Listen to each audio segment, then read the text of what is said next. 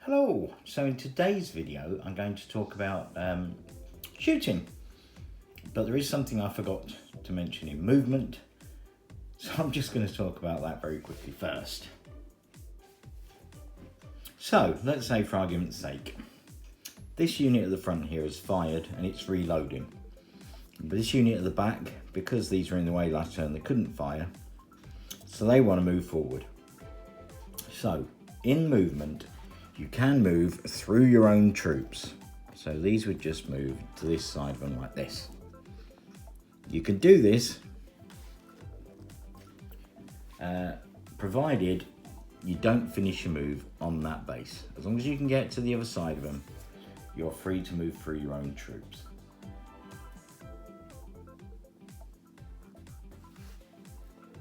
Okay, so you've done all your movement, including the bits I forgot. And you want to start doing some shooting. So we've got a French column here, and they're advancing on this line of Austrians. So we want to fire. So you do your measurement from the command stand, anywhere on that stand,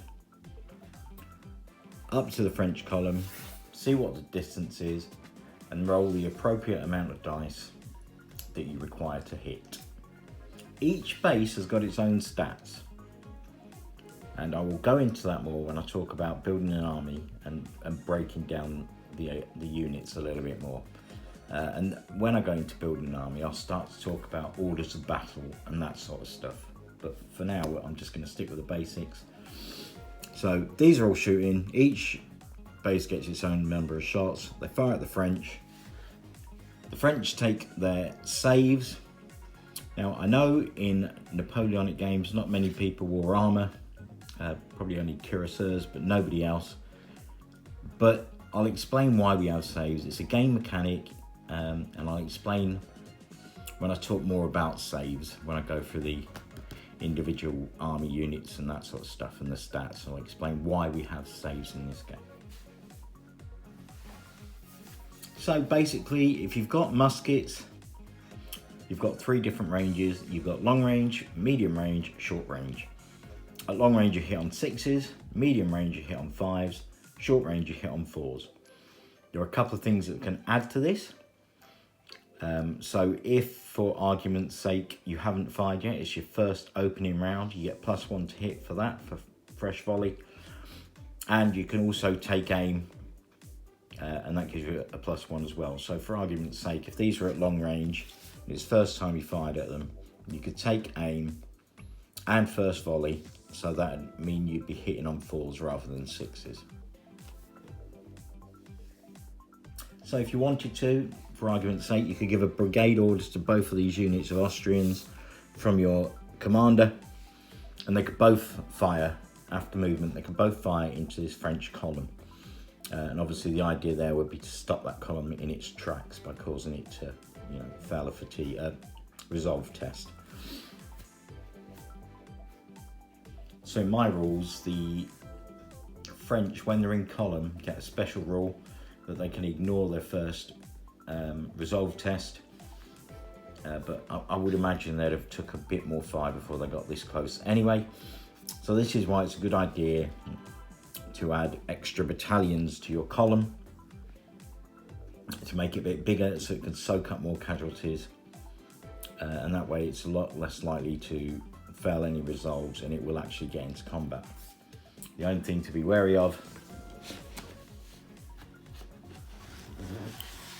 obviously I wouldn't have to be wary of these because they're French cavalry, but be very wary of cavalry, because if you are in a huge column and a cavalry unit comes along, smacks you in the flank, it's going to wipe you out. But we'll talk more about that in melee. So this French column, while it's moving across the battlefield like this, it's a lot better. It works really well in combat, but obviously it's got to get across the battlefield. And also, while it's in column, only the front bases can fire. That's the same for even if they're in 4 deep line. Only the front base can fire. The ones behind can't shoot because there's too many people in the way. So you could go into 4 deep line. You get an extra base firing. or like the Austrians over there, let's put that on the right side. Good, good. Like the Austrians over there, you can be in line and you get more guns to bear. Now the British have a special rule for when they're in line, a volley fire rule, because they were just better at shooting, and that's it. So that's why the French have got special rules for when they're in column. Again, I mentioned earlier, you can deploy a skirmish screen, and if you wanted, you could do something like that. So that's just your light company. They'll deploy 5 inches in front of, you start the battle like that as well if you want. You can deploy them in this mixed order if you want to start the battle. And that will basically give a save from any shooting to these guys. It will give them a cover save.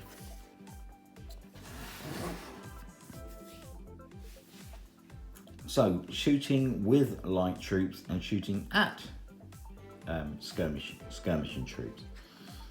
So these guys can all fire. Again, they'll have a number of stats per base.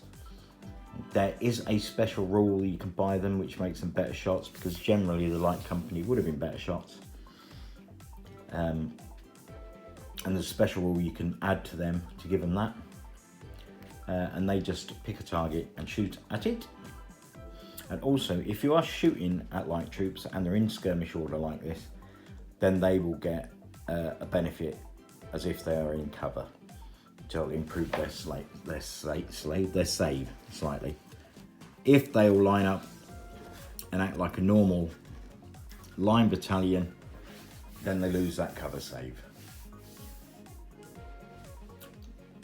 So very quickly again, I just want to talk about measuring. So you measure everything from this central base, but you can measure to any point on the enemy unit. You don't have to measure to their command stand. You can measure to whatever's closest. And whatever point is closest, that gives you the range at which you're firing at. So measure from the command base, any point on the enemy base, that's your range. So arcs of fire and enfilading fire, which I've mentioned already in one of the early videos. I'll now explain how it all works.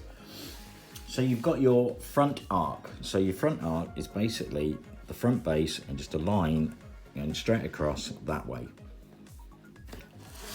The side arc is just from there to there and just going straight back. And then the rear arc is just going straight backwards that way. So how do you know which flank you are in? So from first looking at this, you'd say that that was in the side arc, but you have to take all your measurements from this front guy. So he is not in their side arc. To get in the side arc, your command base has to be completely in there in the enemy's side arc. So that's the front ends there. There's command stand. He's now in the side, so now they get enfilading fire. If I push them back, there's their front arc. Unit commander's not in that front arc now. He's now in the front arc, so they won't get enfilading fire. So what is enfilading fire? Well, basically, that side arc there presents a larger target and it's a lot easier to hit. So therefore, when you're shooting units in the side arc like that, or if you're shooting a unit in a march column, it's enfilading all round regardless. Or if they're in square, then you get enfilading fire because it's supposed to be, or it is, an easier target to hit. So with enfilading fire, what you do is you'll roll to hit as normal, and then you can re-roll any misses. And that gives you your enfilading fire. So it's quite important to try and avoid exposing your side arc and your rear arc to people.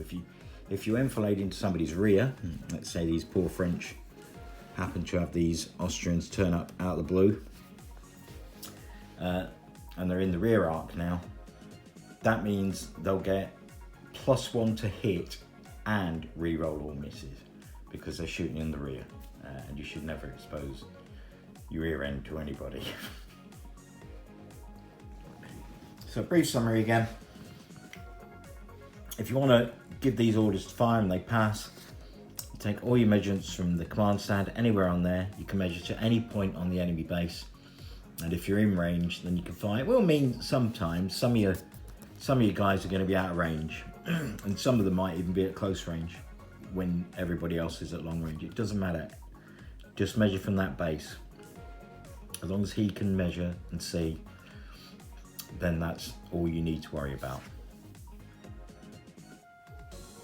So, cavalry. In my rules, your cavalry are all armed with carbines, and if you look at any Napoleonic model, they've all got carbines on them. So you can shoot with them. They only ever hit on 6s. They've only got a relatively short range, but they do get to shoot. Again, following all the same rules, measure from your centre base, any point to the enemy target.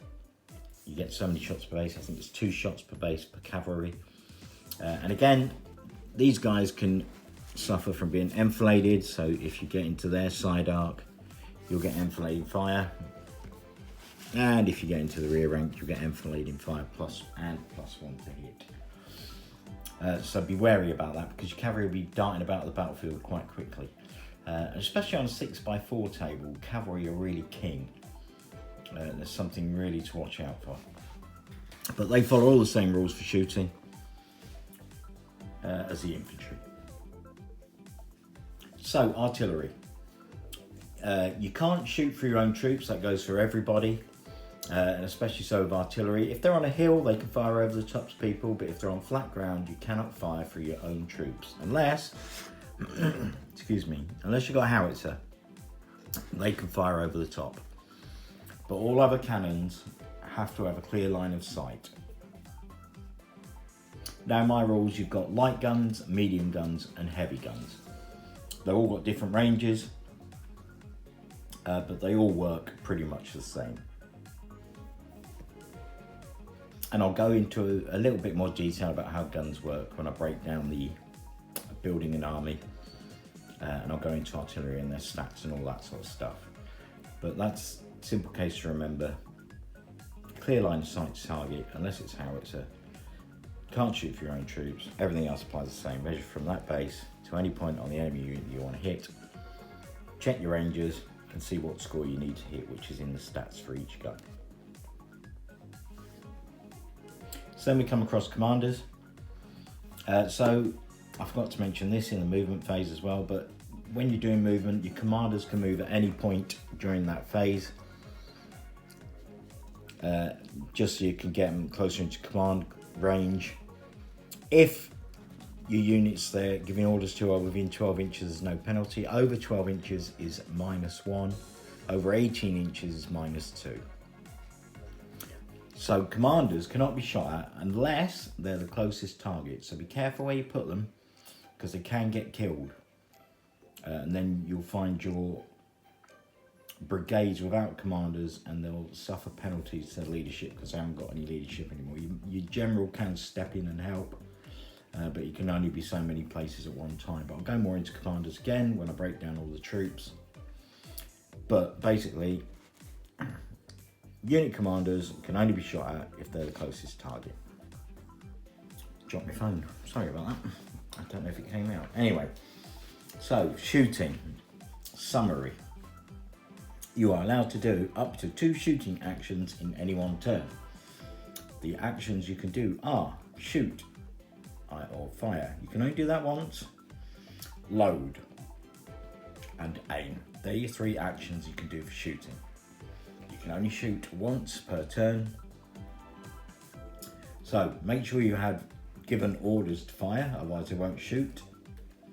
Make sure the weapons are loaded, or load them if they need to. Select your target. You need to have a clear line of sight. You cannot shoot for your own troops. Make sure the target is in your front arc. Roll the appropriate number of d6 that you need to hit per base. Take away all the misses. Target makes any saves that it needs. If the target takes enough casualties, it'll have to take a resolve test. If you're not reloading that turn, place a smoke marker, some cotton wool or something like that in front of the unit to show that it's fired, and move on to the next unit until all your units have fired.